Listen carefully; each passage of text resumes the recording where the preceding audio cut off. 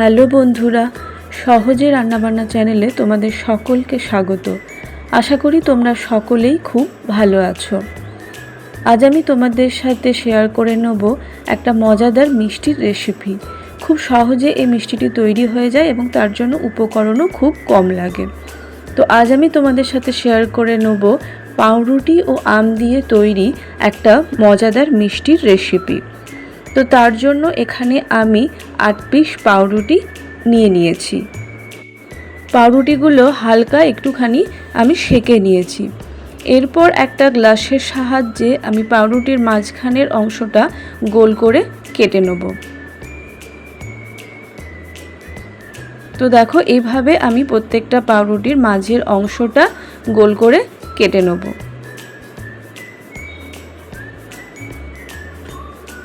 তোমরা বাড়িতে অবশ্যই এই মিষ্টি রেসিপিটি ট্রাই করে দেখতে পারো, খুব সহজেই এটি তৈরি হয়ে যায়।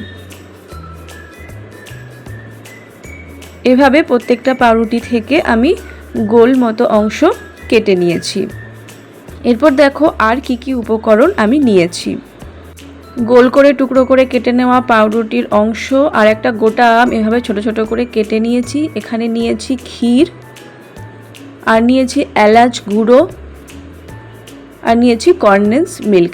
তাহলে এই কটা উপকরণ দিয়ে খুব সহজেই মজাদার এই মিষ্টি রেসিপিটা আমরা তৈরি করে ফেলবো। তো চলো ধাপে ধাপে আমরা দেখে নিই। প্রথমে 4 পিস গোল পাউরুটির টুকরো আমি একটা প্লেটে নিয়ে নিয়েছি। এরপর এর ওপর থেকে টুকরো করে রাখা আমের কিছুটা পরিমাণ আমি দিয়ে দেবো। এখন তো গ্রীষ্মকাল চলছে, আম খুব সহজেই তোমরা বাজার থেকে পেয়ে যাবে। আর আম খেতে কম বেশি আমরা সকলেই কিন্তু খুব ভালোবাসি। এইভাবে প্রত্যেকটা পাউরুটি টুকরোর ওপর আমি আমের টুকরোগুলো দিয়ে দিলাম।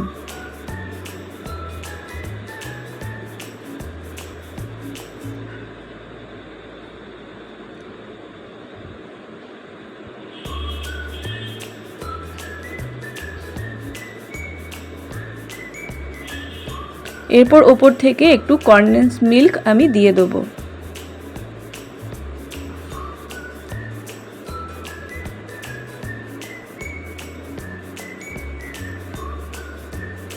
এরপর যে ক্ষীরটা আমি করেছিলাম ওই ক্ষীরের মধ্যেও একটুখানি কনডেন্স মিল্ক আমি দিয়ে দিচ্ছি।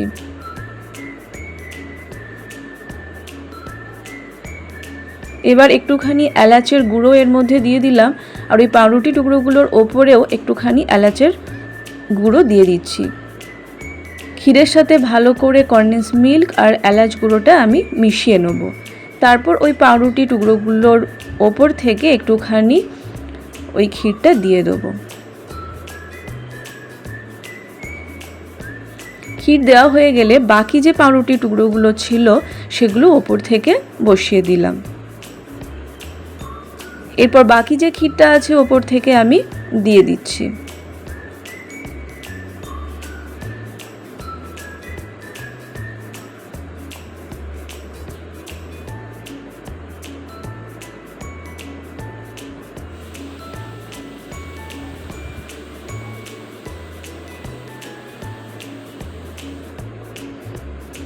সব উপকরণ ভালোভাবে দেওয়া হয়ে গেছে, মিষ্টি রেডি হয়ে গেছে।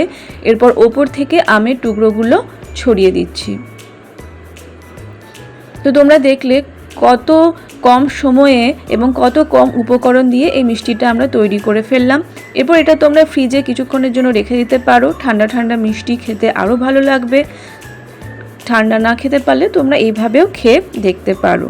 তো আমার আজকের এই রেসিপি তোমাদের কেমন লাগলো অবশ্যই আমাকে কমেন্ট করে জানিও। আর আমার চ্যানেলের পাশে থেকে সাবস্ক্রাইব করে দিও, একটা লাইক করতে কিন্তু ভুলবে না।